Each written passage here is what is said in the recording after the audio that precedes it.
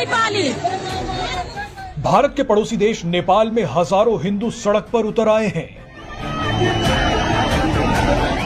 नेपाल की सड़कों पर भयंकर बवाल चल रहा है। आपको याद होगा कि कुछ समय पहले नेपाल में कट्टरपंथियों ने हिंदुओं की एक धार्मिक यात्रा पर पत्थरबाजी कर दी थी। कट्टरपंथियों ने 80% हिंदू आबादी वाले देश में हिंदुओं को ही दौड़ा दौड़ा कर मारा था। छतों से हिंदुओं पर पत्थर फेंके गए थे। उसी दिन से नेपाल के हिंदू भड़क गए थे और अब सड़कों पर नेपाल में हिंदू राजतंत्र को वापस लाने की मांग उठ रही है।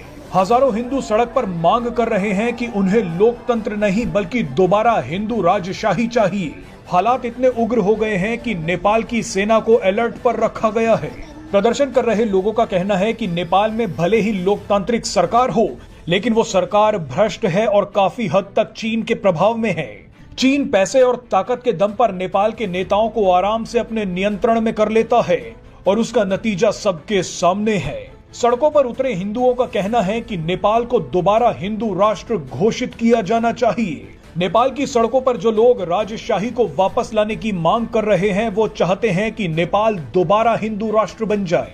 आपको याद दिला दें कि राजशाही के दौरान साल 2008 तक नेपाल एक हिंदू राष्ट्र हुआ करता था, लेकिन उस समय नेपाल के लोगों को राजशाही से नफरत हो गई थी।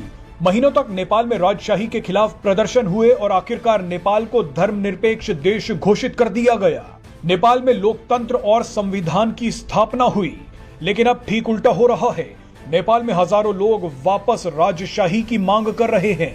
नेपाल की सरकार का कहना है कि प्रदर्शन कर रहे लोग नेपाल के ही पूर्व राजा ज्ञानेन्द्र वीर विक्रम शाह के समर्थक हैं, इसीलिए ये सभी नेपाल में राजशाही की मांग कर रहे हैं। नेपाल की सरकार ने अब प्रदर्शनकारियों के खिलाफ एक्शन लेना भी शुरू कर दिया है।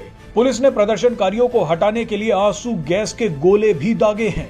नेपाल की सेना से कहा गया है कि अगर प्रदर्शन बेकाबू हो जाते हैं तो बल प्रयोग की जरूरत पड़ सकती है।